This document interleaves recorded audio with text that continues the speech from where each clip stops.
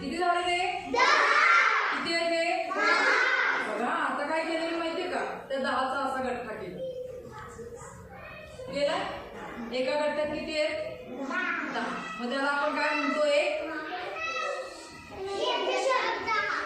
म्हणजे काय झाले? दशक. त्या किती काड्या आहेत? 10. पण यांना आपण काय म्हणणार? करा काय म्हणणार याला? 10 दशक म्हणणार का याला? किती म्हणणार? 1 दशक. मग आता हे किती दशक झाले?